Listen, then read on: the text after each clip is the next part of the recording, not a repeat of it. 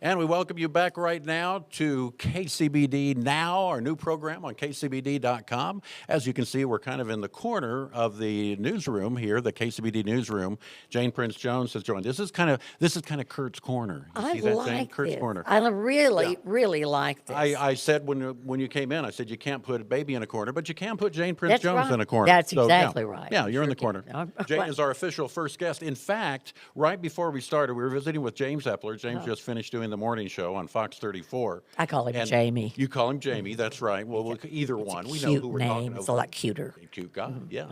And he was saying that 19 years ago, you were his first interview. I know. Yeah. I don't remember that far back, but Long time ago, Jane. that's Yeah. right. I must have had a name change or something like that. I don't know. Jane Jones Prince, I think Right. is what they called you at that time. Oh, now that's weird. Hmm. Yeah, I was doing Always Patsy Cline at the Cactus, and we did that we started in the late 90s. I guess it was about 97, 98 doing that. Right, right. And we ran that a lot.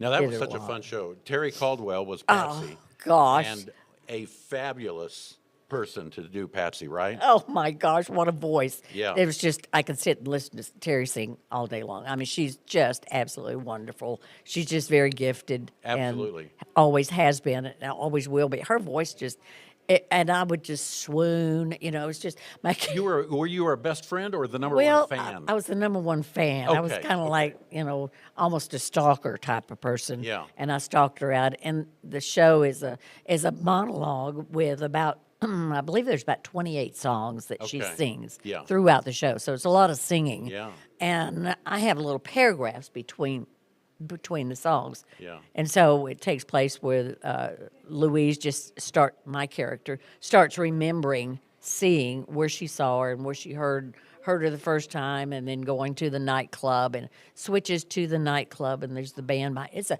classic show. Ted Yeah. Swindley wrote it, and Okay. he's from Houston, and he's really an interesting person. He's written several other musicals, but this is it's an interesting show, but it's pretty. Yeah. It's pretty accurate. They were actually friends. Oh, really? They It's actually true? became Okay. pen pals. Oh, interesting. Yes, Yeah, Patsy yeah. was a very grounded type of Hmm. person. She was just really down to earth, loved people, was very sweet, very compassionate, and really took a liking to Louise, and they became really good buddies.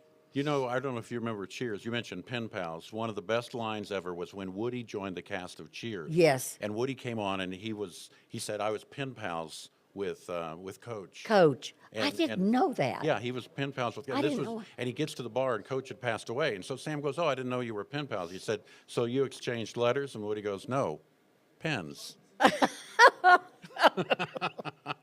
which is very characteristic Woody of Harrelson, Woody God. and also of Gosh. Coach. But I digress, Jane. I digress. Woody Harrelson's one of my favorite actors. He's though. great. Don't you love him? Yeah, he's terrific. There's a lot of good Woody. There's a real good crime series now. Jamie may know about this. About it's with Matthew McConaughey and Woody Harrelson. That's running on, I believe, Netflix or one Oh. of the.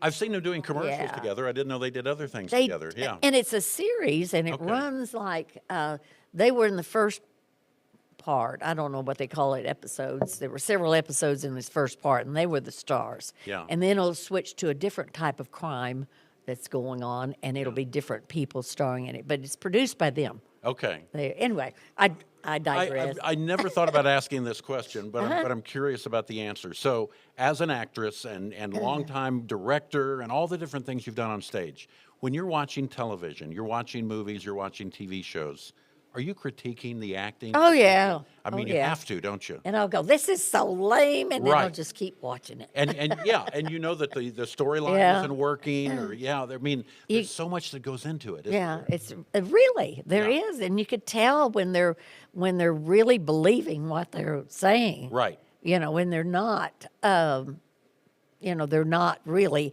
very good. Right. So- Right. They're not very good. Yeah, when they're, they how'd they get that part? It's like, yeah, you just wonder. a lot Jane, of you times. brought up the Cactus Theater. You've done a lot of work at the Cactus Theater. Oh, yeah. Working with Don Caldwell. And so you started doing plays there. Some were written by others. Then you started writing your own. Right. You did a saloon series. Right. Right?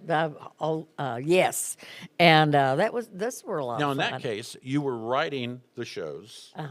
You were directing the shows. Many times you were you in those shows? Yeah, Yeah, you were yeah, in them too. yeah. So you were a triple threat. I was Belle, the bar. That's right, The that's right. owner of the bar. I was kind of like, it was the Kitty, Miss Kitty. Yeah. I patterned it after Miss Kitty. Those shows I patterned after what I watched when I was a kid. Gunsmoke right. and Scooby Doo and When Scooby-Doo meets Gunsmoke, right. that's what it came into. That's yeah. basically Yeah. what it was. We had Yeah. so much fun doing those shows. Yeah. And I was at the same time. My granddaughter was really into. Oh, I can't even think. Some of the shows that ran on Disney were Oh. the comedies, and so that I would watch them with her. Okay. And I'd get some of the punchlines. I'd say how they do there. Okay, how they do that. So I'd, oh, that'd be good, you know. I could Yeah, do that. yeah. So it was a lot of borrowing, but we had so much fun doing those shows. Yeah, And, I was Big John during most of those Big John, productions. John Big Ham, Big Ham, that's it. John Bigham. John is that Bigham, was that's his it. name, but I called him John Big Ham. That's right. That's right. And one of my favorite characters was my son, Colton, who was a bartender. I think Colton was 12 at the time. He's now 28. He was a cute And little 12-year-old He was a child. cute 12-year-old. So as a bartender, and I love the name. His name, Jack Daniels. Yeah. So of course you had to be a bartender if your name's Jack Daniels, right? And we had to lower the bar, I think, for him to Yeah. get by, so as to see him. It was a smaller bar. Yeah, he was a little shorty. But Yeah. we had so much fun, and the audiences just loved it. It was kind of like watching Carol Burnett shows. Right. That kind of rapport back and forth with the audience, Yeah. too. Because we broke that, screen right there, I broke it regularly. Yeah. Yeah, there's supposed to be, it's the fourth wall. And that's the wall between the actors on stage and the audience, and you don't break that wall. Oh, we broke it all the time. Yeah. And the audience seemed to delight in that. And I think it's a form of theater. I mean, Sure. you see it, like I say, in Carol Burnett, you see it in a lot of different shows. And a lot of times just watching how they film Friends, Yeah. say, for instance. If in the filming of Friends, the audience, it's a live audience there. And they would exchange with the audience. So I think I really delight in that. And when we did Always Patsy Cline, my character I would make eye contact with the audience. Yeah. And it kind of made people uncomfortable at times. Well, but I think it also brings them into the story. I mean, they're part of it, and they know that yeah. you're talking to them. Yeah. And I like that. I do too, because it makes you feel more believable too. Yeah. Because I can remember where I was when I found out Patsy Cline had been killed in a plane crash. I was a little girl, and I remember my daddy telling me in the front yard, he drove in the driveway, and evidently he heard it on the radio and told me Patsy Cline had been killed. And I must have been 11 or 12 years old, something like that.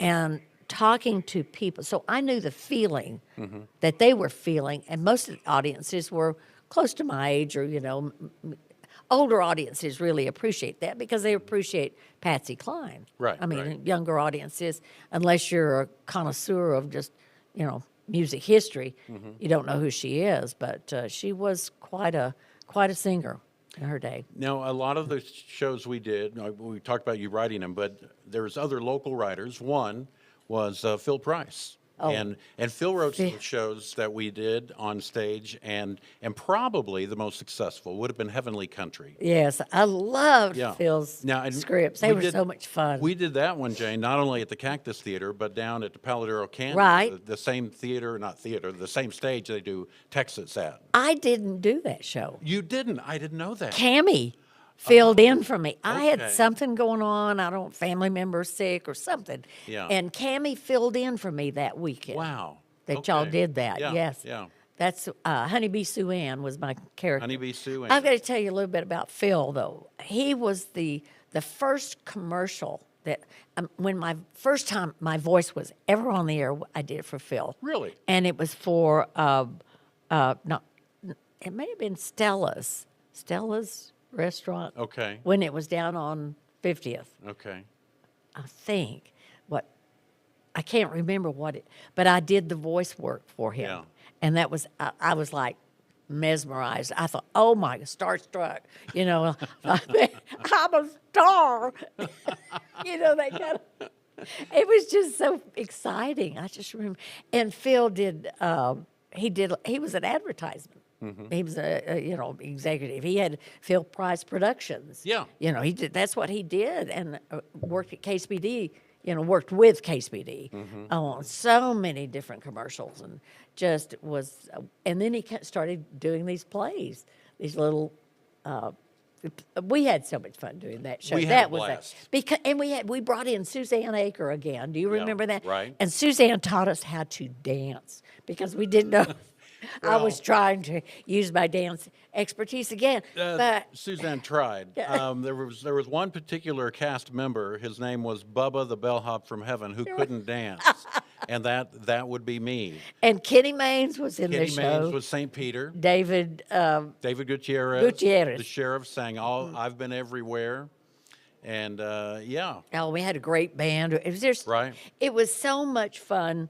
And I think that's what I really liked about my work at the Cactus. That word kind of sums it up. Fun. Yeah. It was fun. We did a whole series of Smoke on the Mountain Right. series and the Sanders Oh. Family Christmas. And you mentioned Cammie Caldwell. Cammie stole the show. Oh in Smoke my on the word! Mountain. Yeah, the rest of us, we chopped liver. I was thinking I was doing something really funny. I thought it was just really funny, and looked at the audience, and they're all just looking this way, or over where Cammie was standing. And I know a lot of people know what we're talking about, but Cammie, she signed the song, Her right? character June Yeah. signed. Yeah, she was the youngest child in the Sanders family. Right. And she was just really cute. And of course, the characters are so exaggerated, but they're like people you knew. Sure. Like Sunday school. I patterned mine after a Sunday school teacher, or several Sunday school teachers I may have had, who were very, different.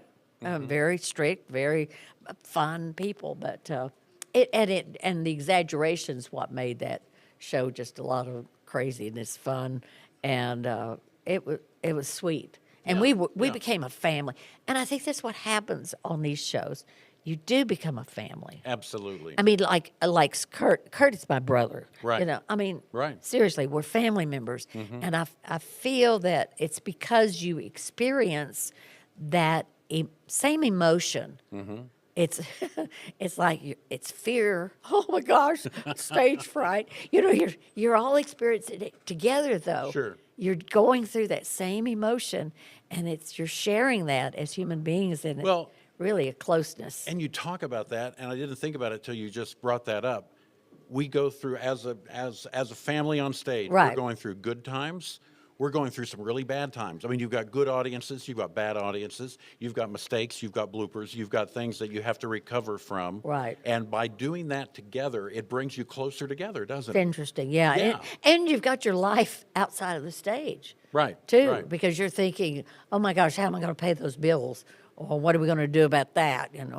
And then you have that wonderful respite of 2 hours in front of an audience that has Right. no clue that you might be having some kind of hardship or whatever, and so you escape, and it's total relaxation. Well, and you have to forget all those problems. You may You have had an do. accident on the way to the theater, but you can't Jeez. let that affect your No, performance, right? That's right. You Yeah. can't. So Jane Prince Jones is my guest, and you're watching KCBD Now, our new program right here on KCBD.com. We'll be back in just a moment. We'll visit more with Jane. Have a final word. Find out what she's doing today. We've talked about what she's done over the last few years. We'll find out what she's up to now. We'll get up close and personal with Jane Prince Jones, my first official guest on KCBD Now, right here on KCBD.com. We'll be back in just a moment.